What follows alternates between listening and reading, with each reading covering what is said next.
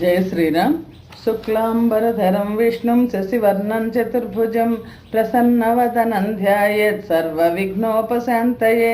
రామాయ రామభద్రాయ రామచంద్రాయ వేధసే రఘునాథాయ నాథాయ సీతాయ పతయే నమః.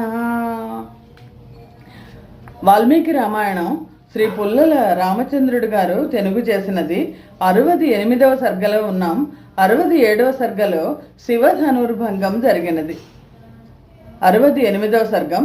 దశరథుడు మంత్రి సమేతుడై మిథిలకు బయలుదేరుట. జనకుడు ఆజ్ఞాపించిన దూతలు 3 దినములు ప్రయాణము చేసి అలసిపోయిన గుర్రములతో అయోధ్య నగరము చేరిరి.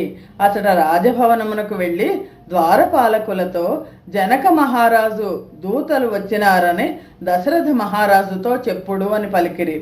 ద్వారపాలకులు వారి మాటలు దశరథునకు నివేదించిరి.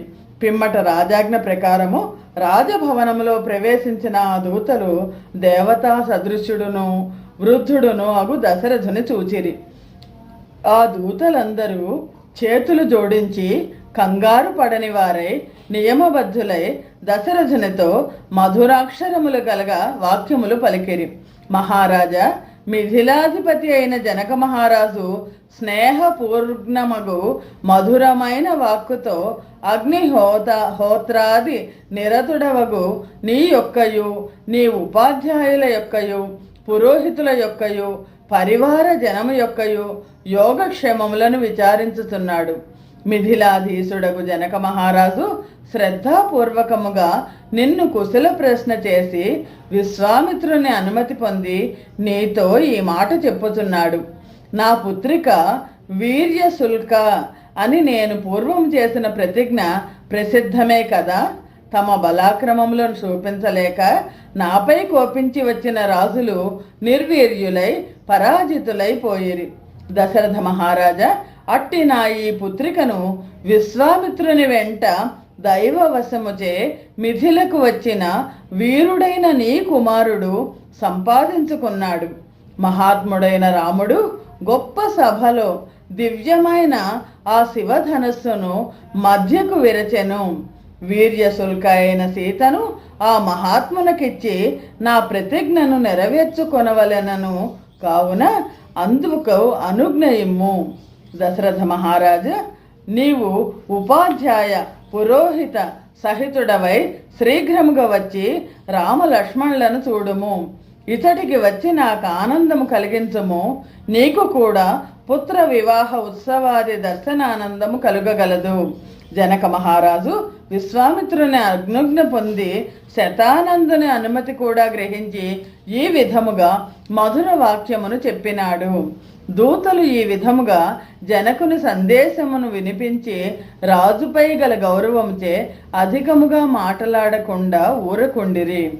దూత వాక్యములు విన్న దశరథుడు మిక్కిలి సంతసించి వశిష్ఠ వామదేవులతోడను ఇతర మంత్రులతోడను ఇట్లు పలికెను. కౌసల్యానందవర్ధనుడైన మన రాముడు విశ్వామిత్ర పరిరక్షితుడై సోదరుడైన లక్ష్మణునితో కూడా ఇప్పుడు విదేహ దేశమునందున్నాడు. మహాత్ముడైన జనకుడు రాముని పరాక్రమమును చూచి తన కుమార్తెను అతనికి ఇయ్యగోరుచున్నాడు. జనకుని ఆచార సంపత్తి మీకు నచ్చినట్లయితే విలంబమేమియూ చేయక శీఘ్రముగా మిథిలాపురికి వెళ్ళుదము. మంత్రులను మహర్షులను అందరూ తప్పక అట్లే చేయుదము అని పలుకగా దశరథుడు మిక్కిలి సంతోషించి రేపే ప్రయాణము అని మంత్రులతో అనెను. సకల సద్గుణ సంపన్నులకు జనకుని మంత్రులు మంచి సత్కారములనంది ఆ రాత్రి అయోధ్య నగరముననే ఉండిపోయిరి. అయోధ్య నుంచి మిథిలానగరం నుంచి అయోధ్యకి రావడానికి 3 రోజులు పట్టింది. మరునాడు మళ్ళా అయోధ్య నుంచి మిథిలానగరానికి బయలుదేరుతున్నారు. అందరూ పెళ్లివారు బయలుదేరుతున్నారు. శ్రీమద్ రామాయణం నందలి బాలకాండలోనే 68వ సర్గము సమాప్తము. జయ శ్రీరామ్. 69వ సర్గము. దశరథుడు మిథిల చేరగా జనకుడు అతనిని సత్కరించుట. రాత్రి గడిచిన పిమ్మట బంధువులతోనూ ఉపాధ్యాయులతోనూ కూడిన దశరథ మహారాజు సంతసించి సుమంత్రునితో ఇట్లు పలికెను. ధనాధ్యక్షులందరూ పుష్కలముగా ధనమును వివిధ రత్నములను కూడా గ్రహించి బాగుగా సంసిద్ధులై ముందుగా వెళ్ళెదరుగాక. నేను ఆజ్ఞాపించిన క్షణమునందే చతురంగ బల సైన్యము, శ్రేష్టమైన పల్లకీలు, రథములు మొదలగునవన్నీ బయలుదేరునుగాక. వశిష్ఠుడు, వామదేవుడు, జాబాలి, కాశ్యపుడు, దీర్ఘాయుర్దాయవంతుడైన మార్కండేయుడు, కాత్యాయన మహర్షి ఈ బ్రాహ్మణులందరూ ముందు వెళ్ళెదరుగాక. నా రథమును కూర్చి శీఘ్రముగా తీసుకొని రమ్ము, విలంబము చేయవలదు. జనకుని దూతలు నన్ను తొందర పెట్టుతున్నారు.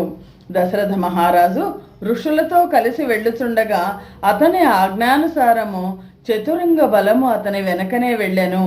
4 దినములు ప్రయాణము చేసి దశరథుడు విదేహ దేశము చేరగా జనక మహారాజు ఈ విషయము విని దశరథునకు ఆయా ప్రాంతములలో తగు విధముగా సత్కారములు నేర్పరచెను. వాళ్ళు వచ్చేటప్పుడు 3 రోజులు పట్టింది, వెళ్ళేటప్పుడు 4 రోజులు. ఎందుకంటే మధ్య మధ్య వీళ్ళు ఆగుతూ వెళ్ళారు, ఎందుకంటే పెద్ద జనాభా కదా. పిమ్మట జనక మహారాజు వృద్ధుడైన దశరథ మహారాజును కలుసుకొని చాలా సంతోషించెను. అతనితో, దశరథ మహారాజా, నీకు స్వాగతము. నా భాగ్యవశముచే నీవు మిథిలకు వచ్చినావు. నీ ఇరువురి కుమారుల పరాక్రమంచే ప్రాప్తించిన ఆనందమును పొందగలవు.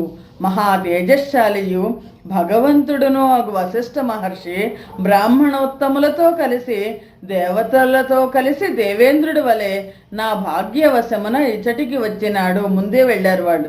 నా భాగ్యం వలన పరాక్రమంచే శ్రేష్ఠులను మహాత్ములను అగు రఘువంశ రాజులతో వియ్యమందుచున్నాను. నా విఘ్నములన్నీ తొలగినవి. నా కులము పూజనీయమైనది. రాజాధిరాజా, రేపు ప్రాతకాలము యజ్ఞము పూర్తి అయిన పిమ్మట ఋషి సమ్మతమైన వివాహమును నెరవేర్చుము అని సాదరముగా పలికెను. మాట నేర్పర్లలో శ్రేష్ఠుడగు దశరథ మహారాజు జనకుని వచనము విని అతడి ఋషులందరూ వినుచుండగా అతనితో, జనక మహారాజా, నీవు ధర్మము తెలిసిన వాడవు. ప్రతి గ్రహము అనున్నది దాత చేతిలో ఉన్నది. దాత ఇచ్చినప్పుడే కదా ప్రతిగ్రహీత స్వీకరించున్నది. జనక మహారాజు దశరథంతో, రేపు ఉదయం నువ్వు వివాహం జరిపించము అంటే దశరథ మహారాజు జనక మహారాజుతో, నువ్వు ఎప్పుడు జరిపిస్తే అప్పుడు మేము తీసుకుంటాము. అది నిజానికి అప్పటి నుంచి ఇప్పటిదాకా వస్తున్న ఒక ఆచారము.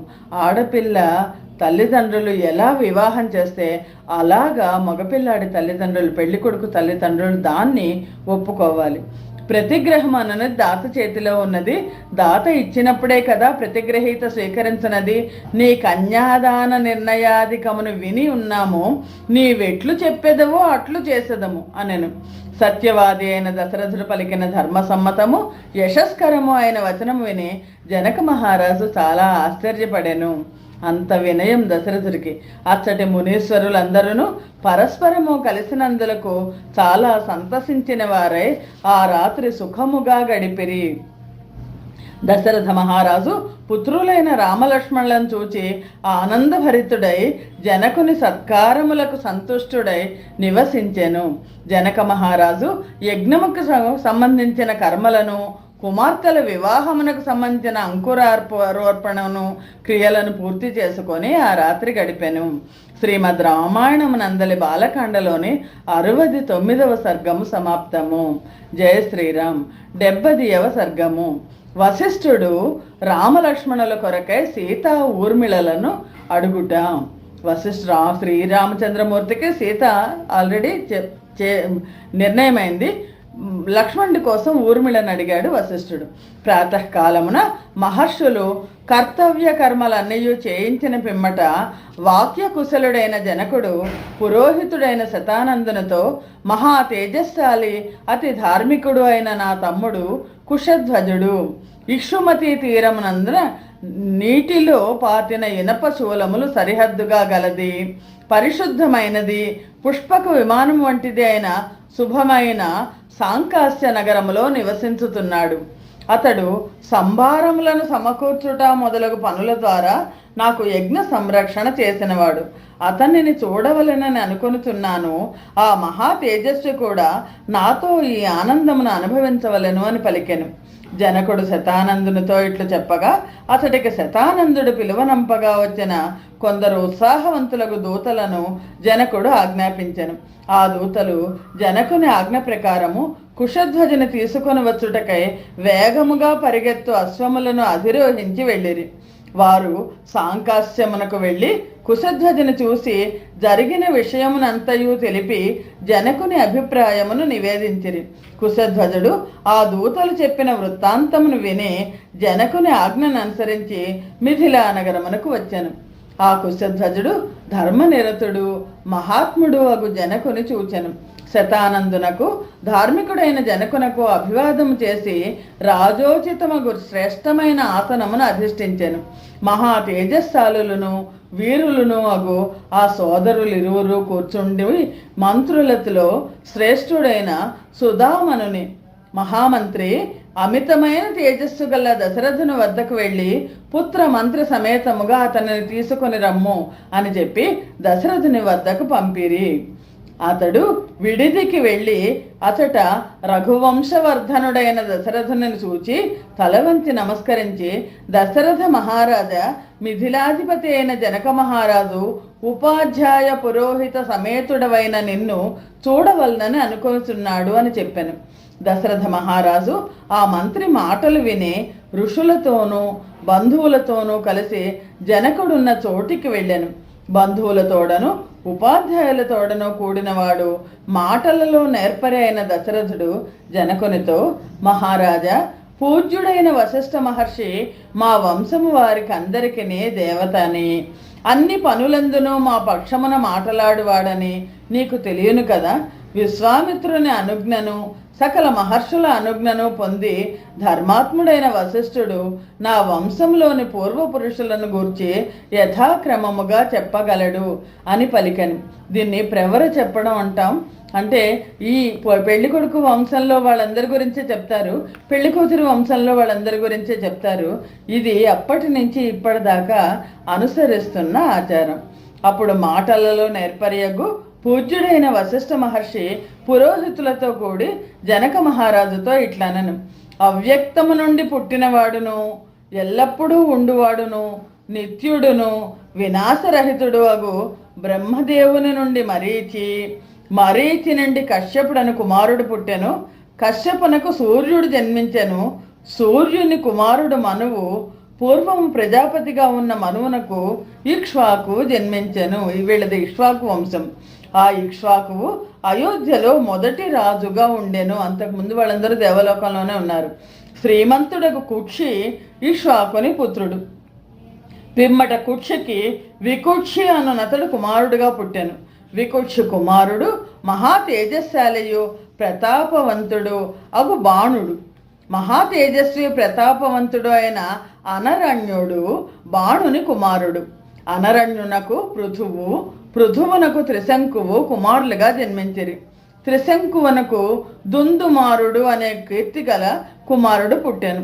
అతనికి యువనాశ్వుడు అని కూడా పేరు కలదు. మాంధాత చక్రవర్తి యువనాశ్వుని కుమారుడు. మాంధాతకు సుసంధి అను శ్రీమంతుడకు కుమారుడు జన్మించెను. అతనికి ధ్రువసంధి, ప్రసేనజిత్ అని ఇరువురు కుమారులు జన్మించిరి. ధ్రువసంధికి కీర్తిమంతుడకు భరతుడను కుమారుడు పుట్టెను. భరతునకు గొప్ప తేజస్సు గల అసితుడను కుమారుడు పుట్టెను. హైహయ, తాళజంఘ, శశిబిందు వంశములకు చెందిన రాజులు ఈ అసితునకు శత్రువులైరి. ఈ అసిత మహారాజు శత్రువులతో యుద్ధము చేసి పరాజితుడై రాజ్యభ్రష్టుడయ్యను. అల్ప సైన్యముతోనూ మంత్రులతోడను కలిసి హిమవత్ పర్వతమునకు వెళ్ళి అచట భృగు ప్రస్రవణం అనే ప్రదేశంలో నివసించెను. ఆ సమయంలో అతని భార్యలలో ఇద్దరు గర్భవతులై ఉండిరి. వారిలో ఒకతే సవతి గర్భము నష్టమగుటకై ఆమెకు విషముతో కూడిన ఆహారం ఇచ్చినదట. ఆ దివసములంలో రమ్యమైన పర్వత శ్రేష్టమునందు అభిరుచి గల భృగు వంశ సంజాతుడగు చవన మహర్షి హిమవత్ పర్వత ప్రాంతమునకు వచ్చాను. రాజభార్యలలో గొప్ప భాగ్యము కలది పద్మపత్రాక్షి అగు ఒకతే తనకు కుమారుడు కావాలనని కోరుతూ దేవతల వంటి కాంతిగల చవనునకి నమస్కరించాను. ఆ సవతికి విషము పెట్టిన కాళింది కూడా ఆ ముని వద్దకు వెళ్ళి నమస్కరించను. చవనుడు పుత్రాభిలాషిణి అగు రాజభార్యతో, మహాభాగ్యవంతురాల, మహాబలుడు, మహావీర్యుడు, మహా తేజస్వి అగు సుపుత్రుడు నీ గర్భంలో ఉన్నాడు. ఐశ్వర్యవంతుడైన ఆ కుమారుడు కొలది కాలములో విషముతో కూడా పుట్టగలడు, దుఃఖించకము అని పలికెను. సవతి విషమిచ్చింది. ఆమె కడుపులో ఆల్రెడీ గర్భవతి ఆవిడ. గర్భంలో విషంతో సహా జన్మిస్తాడు తను. రాజపుత్రియు పతివ్రతయు భర్తృమరణముచే దుఃఖితురాలును ఆ రాజమహిషి ఈ విధముగా చవనుని అనుగ్రహంచే పుత్రుని కనెను.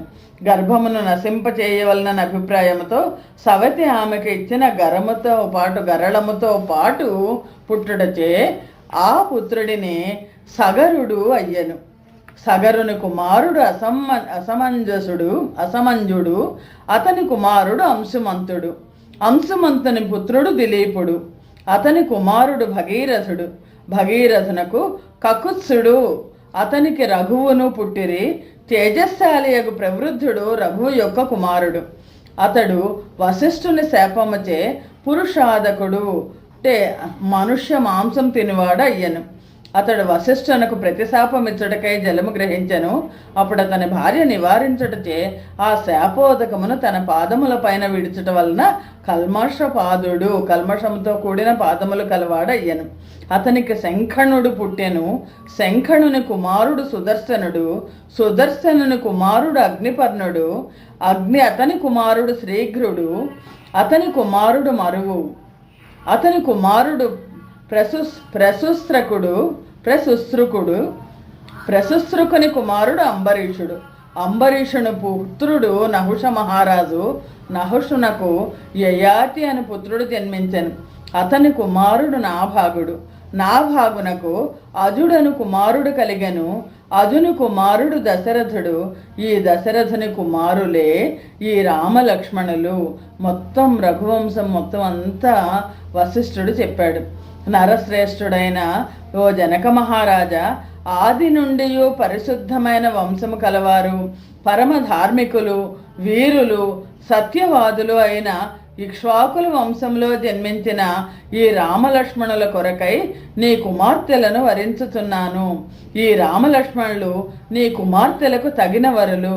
వీరికి తగిన వధువులైన నీ కుమార్తెలను ఇచ్చి వివాహము చేయుము అని వశిష్ఠుడు కోరెను. అంటే సీతనే కాక మరొక కుమార్తె ఊర్మిళను కూడా లక్ష్మణునికిచ్చి వివాహం చేయమని వశిష్ఠుడు కోరాడు. శ్రీమద్ రామాయణం నందలి బాలకాండలోనే 70వ సర్గము సమాప్తము. 70 జయ శ్రీరామ్. 71వ సర్గ రామలక్ష్మణులకు సీతా ఊర్మిళలను ఇచ్చేదనని జనకుడు అంగీకరించుట. ఈ విధముగా దశరథుని వంశము వర్ణించి చెప్పిన వశిష్ఠునితో జనకుడు చేతులు జోడించి ఇట్లు పలికెను. మహాముని, నీకు మంగళమగుగాక. నా వంశమును గురించి చెప్పుతున్నాను వినుము. సత్కులములో పుట్టినవారు కన్యాదాన సమయమున తమ వంశమును గూర్చి పూర్తిగా చెప్పవలను. అందుచే నేను నా వంశమును గూర్చి చెప్పుతున్నాను వినుము. ప్రవర అంటారు. ఇది మనం మామూలుగా మూడు తరాలు చెప్తాం. ఆ రోజుల్లో మొత్తం వంశం అంతా చెప్పారు. 3 లోకములందునూ ప్రసిద్ధుడు, పరమ ధర్మాత్ముడు, బలము కలవారందరిలోనూ శ్రేష్ఠుడు అగు నిమి అని చక్రవర్తి ఉండెను. మిథిలను నిర్మించిన మిథి ఆ నిమి చక్రవర్తి కుమారుడు. ఇతడే మొట్టమొదటి జనకుడు. అతని కుమారుడు ఉదావసువు. ఉదావసువుకు నందివర్ధండను కుమారుడు కలిగెను. అతని కుమారుడు సుకేతువు. సుకేతువునకు ధర్మాత్ముడును మహాబలుడును అగు దేవరాతుడు పుట్టెను. రాజర్షి అయిన దేవరాతునకు బృహద్రథుడను కుమారుడు జన్మించెను. బృహద్రథునకు శూరుడును ప్రతాపవంతుడును అగు మహావీరుడు పుట్టెను. మహావీరునకు ధైర్యవంతుడు సత్యమైన పరాక్రమము కలవాడు అయిన సుధృతి జన్మించెను. ధర్మబుద్ధి కలవాడును ధర్మాచరణ శీలుడు అగు దృష్టకేతువు సుధృతికి కుమారుడిగా జన్మించెను. రాజర్షి అయిన దృష్టకేతువునకు హర్యస్వుడనే ప్రసిద్ధుడైన పుత్రుడు జన్మించెను. హర్యస్వునకు మరుడు అను పుత్రుడు జన్మించెను. మరుని పుత్రుడు ప్రతింధకుడు. ధర్మాత్ముడైన కీర్తిరథ మహారాజు ప్రతింధకుని పుత్రుడు. కీర్తిరథునికి దేవమేఢుడు, దేవమేఢునకు విభుధుడు, అతనికి మహేంద్రకుడు పుట్టెను. మహేంద్రకునకు మహాబలుడైన కీర్తిరాతుడను కుమారుడు జన్మించెను. రాజర్షి అయిన కీర్తిరాతునకు మహారోముడు పుట్టెను. మహారోమునకు ధర్మాత్ముడైన స్వర్ణరోముడు పుట్టెను. రాజర్షి అయిన స్వర్ణరోమునకు హ్రస్వరోముడు పుట్టెను. ధర్మము నెరిగిన ఆ మహాత్మునకు 2 పుత్రులు జన్మించిరి. నేను పెద్దవాడను. వీరుడైన కుశధ్వజుడు నా తమ్ముడు. మా తండ్రి అయిన హ్రస్వరోమ మహారాజు జ్యేష్ఠుడనైన నన్ను రాజ్యాభిషిక్తుని చేసి కుశధ్వజుని పోషణ భారమును నాపై ఉంచి వనమునకు వెళ్ళెను. వృద్ధుడైన తండ్రి స్వర్గస్థుడైన పిమ్మట దేవ సదృశుడైన నా తమ్ముడు కుశధ్వజంతో స్నేహంతో చూచుకొనుచు ధర్మానుసారముగా రాజ్యభారమును వహించితిని.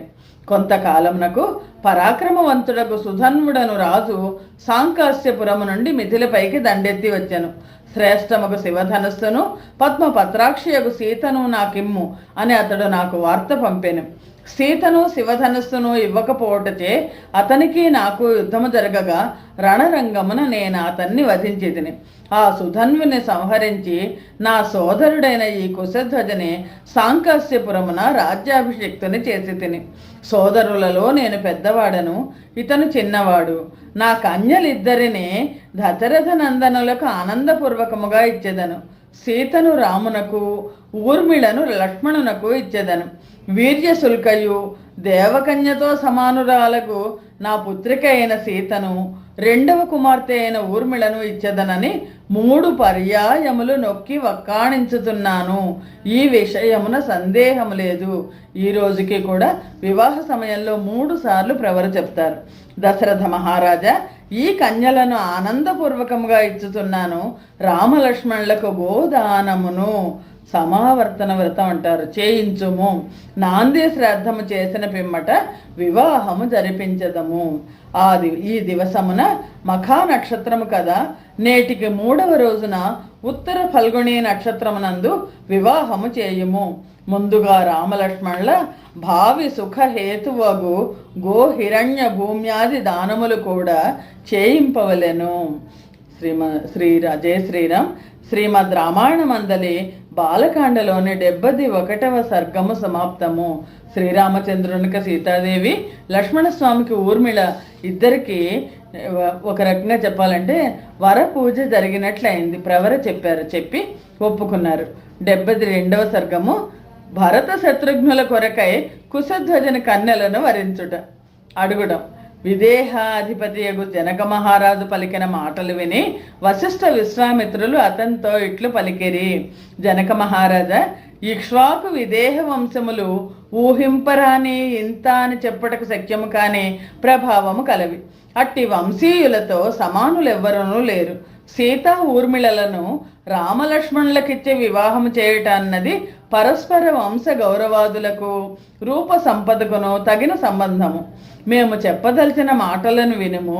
నీ తమ్ముడైన ఈ కుశధ్వజుడు ధర్మము నెరిగినవాడు, భూలోకమునందు సాటి లేని రూపము గలవాడగు ఈ ధర్మాత్మని ఇరువురి పుత్రికలను భరత శత్రుఘ్నులకు భార్యలనుగా అడుగుతున్నాము.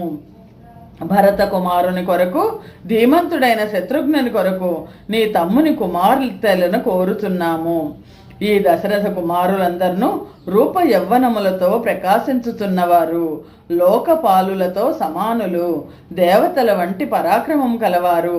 పుణ్యకర్మలు గల నీ వంశమునందు, ఇక్ష్వాకు వంశమునందును ఈ వివాహ సంబంధంచే దృఢమైన బంధము ఏర్పడుగాక. వశిష్ఠుని అనుమతిని అనుసరించి విశ్వామిత్రుడు పలికిన ఈ మాటలు విని జనక మహారాజు అంజలి ఘటించి ఆ వశిష్ఠ విశ్వామిత్రులతో ఇట్లనను. మునిశ్రేష్ఠులైన మీరు మాకు తగిన కుల సంబంధము గూర్చి స్వయముగా ఆజ్ఞాపించుతున్నారు. అందుచే మా వంశము ధన్యమైనది. మీరు చెప్పినట్లే అగుగాక. ఈ కుశధ్వజుని కుమార్తెలకు మాండవి, శృతకీర్తులను కలిసి సంచరించెడు. ఈ భరత శత్రుఘ్నులకు వరుసగా భార్యలై వారిని సేవింతురు కాక. భరతుడి యొక్క భార్య మాండవి, శత్రుఘ్నుడి యొక్క భార్య శృతకీర్తి. మహాముని మహాబలశాలురగు నలుగురు రాజపుత్రులను ఒకే దివసమున నలుగురు రాజపుత్రికలను వివాహమాడుదురుగాక. సంతానదాతయగు భగుడు దేవతగా గల ఉత్తర నక్షత్రముతో కూడిన దివసమున వివాహ కృత్యము శ్రేష్టమని బుద్ధిమంతులు చెప్పుదురు కదా. జనక మహారాజు ఈ విధముగా సౌమ్యముగు వాక్యమును పలికి లేచి దోసిలి కట్టి ఆ మహామునులిరువురితో మరల ఇట్లనను: మీరు నాకు గొప్ప ధర్మకార్యము నెరవేర్చినారు. నేను ఎల్లప్పుడూ మీ శిష్యుడనే. ముని పుంగవులైన మీరిరువురును ఈ 3 సింహాసనములను, జనక దశరథ కుశధ్వజుల సింహాసనములను అధిష్ఠింతురు కాక. దశరథనకు మిథిలపై అధికారం ఉన్నట్లే నాకును అయోధ్యపై అధికారం ఉన్నది. అందుచే దశరథుని రాజ్యముపై కూడా మీకు అధికారమునిచ్చుచున్నాను. ప్రభుత్వ విషయమున సందేహం లేదు. తగు విధముగా కార్యము నిర్వహించుడు. ఎంత గొప్ప ఆచారం! నాకు నా రాజ్యం అంతా మీది, అలాగే మీ రాజ్యం నాది అని. అందుకని మనం అందరం కలిసి వివాహం చేద్దాము అని. పెళ్లి కొడుకు ఒక పెళ్లి కుమార్తెను తీసుకుంటే పెళ్లి కుమార్తె తల్లిదండ్రులు పెళ్లి కుమార్తె తమ పుత్రిక ఇంటికి రావచ్చు, ఎందుకంటే అది కూడా వాళ్ళ ఇల్లే. దశరథ మహారాజు జనకుని మాటలకు సంతోషించి అతనితో, మిథిలాధిపతులైన మీ సోదరులు ఇరువురును ఇన్ని అని చెప్పలేని సద్గుణములు కలవారు. మీరెందరో ఋషులను రాజులను పూజించి వారి నుండి సద్గుణములను అలవర్చుకున్నారు.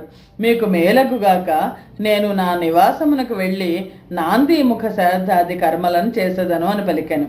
మహాయశస్శాలియగు దశరథ మహారాజు అప్పుడు జనకుని వద్ద సెలవు గైకొని వశిష్ఠ విశ్వామిత్రులతో నిజ నివాసమునకు వెళ్ళాను. అతడు తన నివాస గృహము చేరి యథాశాస్త్రముగా శ్రాద్ధము చేసి, శ్రద్ధగా చేసే కార్యక్రమం ఏదైనా శ్రాద్ధం అవుతుంది. మరునాడు ప్రాతకాలమునే లేచి అప్పుడు చేయవలసిన స్నాతకము చేశాను. ఈ రోజుకి స్నాతకం చేస్తాం కదా మగపిల్లాడి తరఫున. స్నాతక వ్రతమును జరిపించను. ఒక్కొక్క కుమారుని ఉద్దేశించి ఒక్కొక్క 1,00,000 చొప్పున గోవులను బ్రాహ్మణులకు దానమును చేశాను. పురుష శ్రేష్ఠుడును పుత్రుల యందు అత్యధిక ప్రేమ కలవాడును అగు దశరథ మహారాజు లేగదూడలతో కూడినవి క్షీర సమృద్ధములు అయిన 4,00,000 గోవులను కొమ్ములకు బంగారు తొడుగులు వేయించి పాలు పితుకుటకు కంచు పాత్రలతో సహా దానము చేశాను. ఇంకను అత్యధికమైన ఇతర ద్రవ్యమును పుత్రుల గోదాన వ్రత సమయమున బ్రాహ్మణులకు దానము చేశాను. గోదాన వ్రతం పూర్తి చేసుకున్న కుమారులు చుట్టూను నిలచి ఉండగా ఆ దశరథ మహారాజు లోక పాలుల మధ్య ఉన్న బ్రహ్మ వలె ప్రకాశించెను. జయ శ్రీరామ్. శ్రీమద్ రామాయణం నందలి బాలకాండలో 72వ సర్గము సమాప్తము. జయ శ్రీరామ్. 73వ సర్గ రామ లక్ష్మణ భరత శత్రుఘ్నుల వివాహము. దశరథ మహారాజు కుమారులకు గోదాన వ్రతము జరిపించిన దివసముననే భరతుని మేనమామయగు యుధాజిత్తు మిథిలకు వచ్చెను. కేకయ రాజకుమారుడు భరతుని మేనమామయోగా యుధాజిత్తు రాజును చూచి కుశల ప్రశ్న అడిగి ఇట్లు చెప్పాను: మహారాజా, కేకయ దేశ ప్రభు అయిన మా తండ్రి స్నేహపూర్వకముగా నిన్ను కుశల ప్రశ్న చేసినాడు. నీవు ఎవరి కుశలమును కోరుతుందువో వారందరూ ఇప్పుడు ఆరోగ్యముగా ఉన్నారు. మా తండ్రి మా మేనల్లుని చూడవలనని కోరుటచే అందుకొరకై నేను అయోధ్య నగరమునకు వెళ్ళి ఉంటిని. నీ కుమారులు వివాహము కొరకై నీతో కలిసి మిథిలకు వెళ్ళినారని అయోధ్యలో తెలిసినది. వెంటనే నేను నా సోదరి పుత్రుని చూచుటకై శీఘ్రముగా ఇచ్చటికి వచ్చినాను. దశరథుడు పూజార్హుడైన ఆ ప్రియ అతిథిని చూచి అతనిని అధిక సత్కారములతో పూజించెను. కర్మవేత్త అయిన దశరథుడు మహాత్ములైన పుత్రులతో ఆ రాత్రి గడిపి ప్రాతకాలమున లేచి కర్మలాచరించి ఋషులను ముందిడుకొని యజ్ఞవాటమును చేరెను. సర్వాలంకారములచే అలంకృతులైన సోదరులతో కూడిన రాముడు విజయమనుడి యుక్తమైన ముహూర్తమునందు తోరము బాసికము కట్టుట మొదలగు వివాహ మంగళములు జరుపుకొని వశిష్ఠాది మహర్షులను ముందెడుకొని సోదర సహితుడై తండ్రి వద్దకు చేరెను. వశిష్ఠ మహాముని జనకుని వద్దకు వెళ్ళి, జనక మహారాజా, దశరథ మహారాజు కుమారుల కౌతుక మంగళము పూర్తి చేసి కన్యాదాతవైన నీ కొరకు ఎదురు చూచుచున్నారు. ఇట్టి పనులు దాత ప్రతిగ్రహీత ఇరువురు కలిసినప్పుడే జరుగును. ఉత్తమమైన వివాహమును చేసి స్వధర్మమును ఆచరించుము అని చెప్పెను. పరమాచార్యవంతుడు మహా తేజస్శాలి పరమధర్మవేత్త అయిన జనకుడు వశిష్ఠుని మాటలు విని, వశిష్ఠ మునీంద్ర, దశరథుడు లోనికి ఎందుకు రాలేదు? ద్వారము వద్ద ఎవరైనా అడ్డగించినారా? దశరథ మహారాజును అడ్డగించగల ద్వారపాలకుడు ఎవరైనా ఉన్నారా? లోనికి ఏల రాలేదు? ఎవరి ఆజ్ఞకై ఎదురు చూచుతున్నారు? స్వగృహములో సంకోచమెందుకు? ఈ రాజ్యము కూడా వారి రాజ్యమే కదా. నా కన్యలు కౌతుక మంగళములు పూర్తి చేసుకొని ప్రజ్వలించుతున్న అగ్ని జ్వాలల వలె వేదిక సమీపమునకు చేరియున్నారు. నేను సిద్ధుడనై వేదిక దగ్గర ఉండి మీ కొరకు ఎదురు చూచుతున్నాను. దశరథ మహారాజు విఘ్నములు ఏవియూ లేకుండా శుభకార్యము జరుపుగాక, ఆలస్యమెందులకు అనెను. దశరథుడప్పుడు జనకుని వాక్యము విని కుమారులను సకల ఋషులను కూడా లోనికి తీసుకుని వెళ్ళెను. పిమ్మట జనకుడు వశిష్ఠుని, ధార్మికుడవైన వశిష్ఠ మహాముని ఇతర ఋషుల సహాయముతో లోకాభిరాముడైన రాముని వివాహ క్రియను జరిపింపుము అని ప్రార్థించెను. వశిష్ఠ మహర్షి అటులనే చేసేదను అని జనకునకు చెప్పి విశ్వామిత్ర శతానందులను ముందిడుకుని మండపం మధ్య యథాశాస్త్రంగా అగ్నివేదికను నిర్మించెను. దాని చుట్టూను గంధ పుష్పములు, బంగారు బాలికలు, అంకురములు గల రంధ్రములతో కూడిన కుంభములు, అంకురములతో నిండిన మూకుళ్ళు, ధూపముతో నిండిన ధూమపాత్రలు, శంఖాకారములైన పాత్రలు, సృక్కులు, స్రువములు, అర్ఘ్యోదకము నింపిన పాత్రలు, పేలాలు నింపిన పాత్రలు, సంస్కరించిన అక్షతలు ఉంచి అలంకరించెను. మహా తేజస్శాలి పూజ్యుడు అయిన వశిష్ఠుడు వేది చుట్టూ యథాశాస్త్రముగా మంత్రపూర్వకముగా సమములైన దర్భలను పరిచెను. పిమ్మట యథాశాస్త్రముగా మంత్రపూర్వకముగా వేది యందు అగ్నిని ఉంచి అగ్నిలో హోమము చేసెను. సీతారామ కళ్యాణ మహోత్సవ ఘట్టము. పిమ్మట జనక మహారాజు సర్వాభరణ భూషితురాలకు సీతను తీసుకొని వచ్చి అగ్ని సమక్షమున రామునకు ఎదురుగా నిలబెట్టి కౌసల్యానందవర్ధనుడగు ఆ రామునితో, రామా, ఇదిగో ఈమె నా కుమార్తె సీత. ఈమె నీకు సహధర్మచారిణి కాగలదు. ఈమెను స్వీకరించుము. నీ హస్తముతో ఈమె హస్తమును పట్టుకొనుము. పాణిగ్రహణము చేయుము. మహాభాగ్యవంతురాలకు ఈమె పతివ్రతయై నీడవలే సర్వదా నిన్ను అనుసరించి ఉండగలదు అని పలికి మంత్రపూతమైన జలము వదిలెను. ఆ సమయమున దేవతలను ఋషులను బాగు బాగు అని పలికిరి. దేవదొందువులు మ్రోగినవి. పుష్పవర్షము కురిసినది. జనక మహారాజు మంత్రోదక పూర్వకముగా సీతను ఇచ్చిన పిమ్మట ఆనందముతో నిండినవాడే, లక్ష్మణ, రమ్ము, నీకు క్షేమమగుగాక. ఇదిగో నా కుమార్తె ఊర్మిళను స్వీకరించుము. ఈమె హస్తమును నీ హస్తముతో గ్రహింపుము. ఆలస్యము చేయకుము. లక్ష్మణునితో ఇట్లు పలికి పిదప భరతునితో, భరత, మాండవి హస్తమును నీ హస్తముతో గ్రహించుము అనెను. అంతడు శత్రుఘ్నునితో కూడా, ఓ మహాబాహో, శృతకీర్తి హస్తమును నీ హస్తముతో పట్టుకొనుము అని పలికి, ఓ రామ లక్ష్మణ భరత శత్రుఘ్నులారా, మీరందరూ సౌమ్యులు, అందరూ మంచి నడవడిక నియమములు కలవారు. మీ భార్యలను స్వీకరించుడు, ఆలస్యము చేయవద్దు అనెను. జనకుని వాక్యము విని ఆ నలుగురు రాజకుమారులు వశిష్ఠుని అనుమతి పొంది తమ హస్తములతో ఆ నలుగురు కన్యల హస్తములను గ్రహించిరి. పాణిగ్రహణం. మహాత్ములైన ఆ రఘువంశ కుమారులు భార్యా సమేతులై అగ్నికిని వేదికిని జనక మహారాజునకును ఋషులకును ప్రదక్షిణము చేసి వశిష్ఠాదులు చెప్పిన విధమున యథావిధిగా వివాహము చేసుకొనిరి. రామలక్ష్మణ భరత శత్రుఘ్నులు సీత ఊర్మిళ మాండవి శృతకీర్తుల సుకుమారములైన హస్తములు గ్రహించగానే ఆకాశము నుండి మిక్కిలి ప్రకాశించుతున్న గొప్ప పుష్పవృష్టి కురిసినది. రాఘవుల వివాహ సమయమున స్వర్గమునందు దొందుబులు మ్రోగినవి. గీత మంగళ వాద్య ధ్వనులతో అప్సరసలు నాట్యము చేసిరి. గంధర్వులు మధురముగా గానము చేసిరి. ఇది అంతయో ఆశ్చర్యకరముగా కనబడెను. ఈ విధముగా తూర్యాది ధ్వని ప్రవర్తిల్లుచుండగా రామలక్ష్మణ భరత శత్రుఘ్నులు 3 పర్యాయములు అగ్ని ప్రదర్శనము చేసి భార్యలను వివాహమాడిరి. పిమ్మట రామలక్ష్మణ భరత శత్రుఘ్నులు భార్యలతో కూడి తమ విడిదికి వెళ్ళిరి. ఋషులతోనూ బంధువులతోనూ కూడిన దశరథుడు కూడా భార్యా సమేతులైన పుత్రులను చూచుకొనుచు వెనకే వెళ్ళెను. శ్రీమద్ రామాయణం నందలి బాలకాండలోని 73వ సర్గము సమాప్తము. ఎవరైతే ఈ సీతారామలక్ష్మణ భరత శత్రుఘ్న ఆ వివాహ ఘట్టాన్ని వింటారో చదువుతారో వారి ఇంట శుభకార్యాలు జరుగుగాక. స్వస్తి ప్రజాభ్య పరిపాలయంతాం న్యాయేన మార్గేణ మహిం మహిషాః. గోబ్రాహ్మణేభ్య శుభమస్తు నిత్యం. లోకాః సమస్తాః సుఖినో భవంతు. సర్వం శ్రీరామార్పణమస్తు. జై శ్రీరామ్.